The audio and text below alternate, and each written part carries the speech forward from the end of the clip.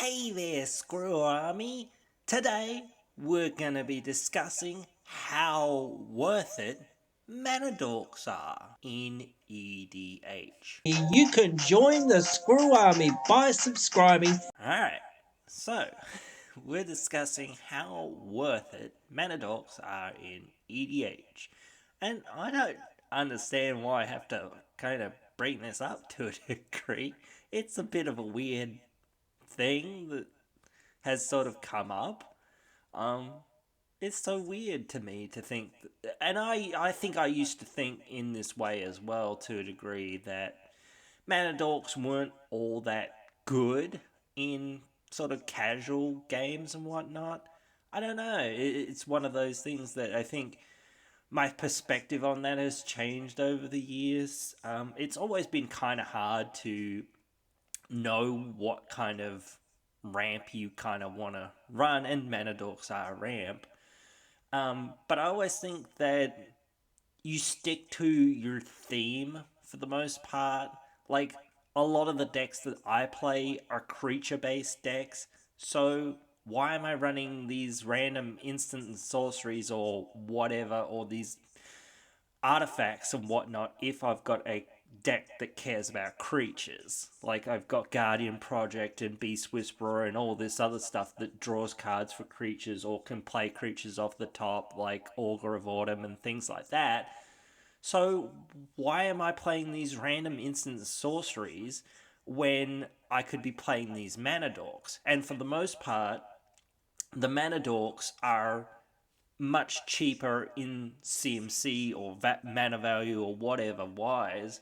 So they're much quicker to get out than a lot of instant sorceries. Yes, there are a couple just Nature's Law and 3 visits and like that's about it that come in untapped.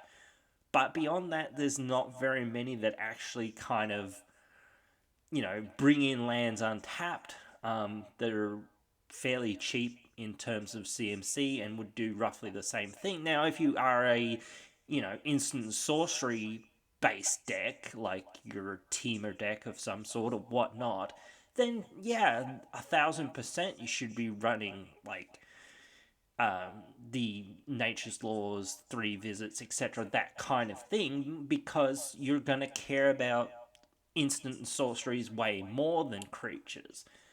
Um, so I think that's one of those things. But again, I know some people say, well, they're not good because they died of wraths, and wraths happen more in casual or whatnot. Well, that is true, but again, it doesn't happen all the time, and I think you've got to look at it like it's a mana rock in a sense, because mana rocks get blown up just as much in casual as anywhere else, as much as creatures for the most part. Um, so you've just got to look at it like, well, people still play mana rocks and they're still good, even though they can be removed. Well, that's the thing. Like, if you say, well, um, these cards are better because there's less wraths for artifacts, and they just like get happen to get caught up in wraths more so because there's more creature wraths. Well, that is true to an extent as well, but I don't think that that's a good argument not to run them or whatnot. I think I used to think like that. I thought, oh, they'll just get caught up in a wrath. They don't have haste. I've got to wait a turn to actually activate them. But for the most part, that's a very small issue for the most part, really.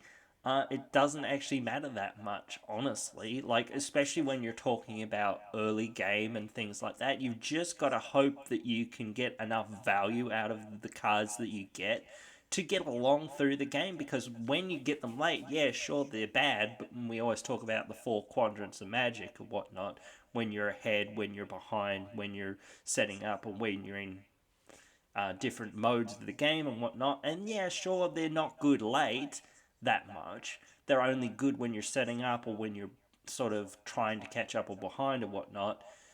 But even then, they're not that amazing. But still, they are good because they are cheap, they're efficient, and they produce mana fairly quickly within a turn. So they're not terrible it's still the same as like playing a 2 mana spell, essentially. If you only have 1 mana this turn and say, oh, well, couldn't cast this spell till next turn anyway, well, that means that it essentially did have like that same amount of time in what it would take for you to play your 1 mana spell and, wait a turn for it to be able to tap for mana or whatever. So it's just one of those things that, yeah, sure, they have summoning sickness and whatnot, so that's a small downside, but for the most part, that's a very small downside. And I've just kind of gone and said, this is actually the way that I think I should push my play. I should push my play to what my deck wants to do. I'm playing a whole bunch of creatures, so why am I playing these, again, instant sorceries or whatnot, that are, again, a mana more at least, like, and for the most part don't synergize with what I'm doing. And again, if I was in a different deck, perhaps it'd be a bit different. But you know, when I'm saying for a deck that doesn't contain green, well, I still want to run mana dorks for the most part. There's a couple of colorless mana dorks and whatnot, and a couple of decent ones. And I would most of the time run them, especially since most of the really good ones tap for mana of any color or a mana of your commander's color identity or whatnot, that sort of thing. So at least then you're getting, your color fixing and whatnot. I know someone was saying birds isn't very good in mono, or birds isn't very good in 2 color or whatnot. I don't think it's bad. Like, what's the difference between me like running Birds of Paradise versus like Findhorn Elves if I'm in mono green? Like, basically none.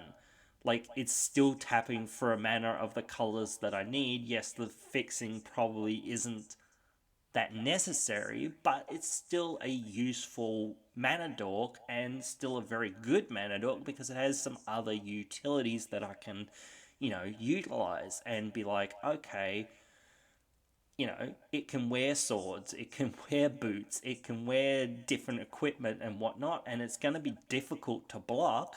So it could be well worth it to play that in my deck because, again, especially if a lot of mono green or a lot of green decks do struggle with flying and reach and that sort of thing. So having a flyer in your deck, being able to block somebody's flyer sometimes is a very relevant play, and you being able to trade that sort of 1 for 1 sometimes, or not even sometimes trade, but you do lose out, but still you're protecting yourself. And if you can get that one more turn out of your game by just having to block like that or having to utilize a creature like that, it can be well worth it, because if you can win the next turn or do something impactful enough to swing the game in your favor, then it really can be well worth it. So I don't I now kind of am on the other side of the fence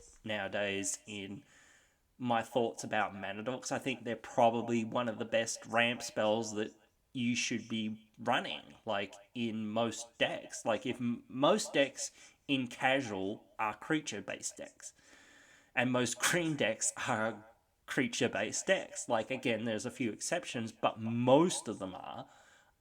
So I think mana dorks are the best thing that people should be running for the most part in most decks. But that's just me, and I would love to debate more of this. But to me, there's no real debate. Like, if people think one way or the other, well, to me, again, I'm just not gonna follow through with that. I'm just gonna go, well, still, that's okay with me, because that's the way that Magic kind of goes. There's nothing that's 1,000% guaranteed or whatever, or 100% guaranteed or whatever. You can't rely on everything being what it says on the card. And yeah, sure, things will sometimes resolve and sometimes not resolve because, again, well, hey, I might have this card or that card or whatever that you didn't know about. Um, I have Avon Mind Sensor, or I have, what's his name? Um, the black tutoring guy. I can't remember his name right now, but I have that.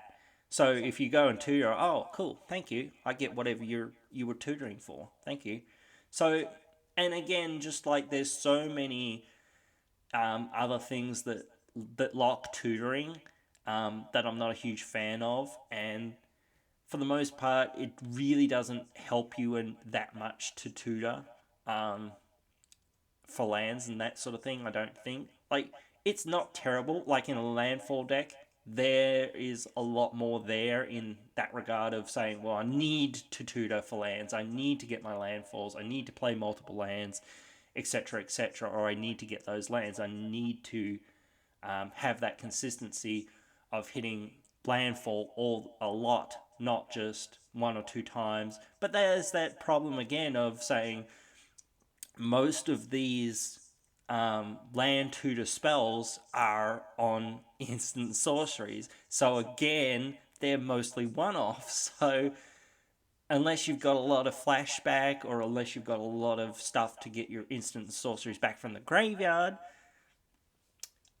again, I feel like you should be looking to find creatures that kind of do roughly what you want so that you, if they're in the graveyard, hey, let's run some recursion or whatever, or let's find some things to flicker them because they've got good ETBs or whatever, things like that. So, again, just overall, I think Mana Dorks um, trounce pretty much everything else. And I could be wrong in a regard, but again, like it does depend on the deck, like I've said, but for the most part, if you're just a creature based deck and you're looking for ramp, I would take Mana Dorks over everything else. Like I would pick them first.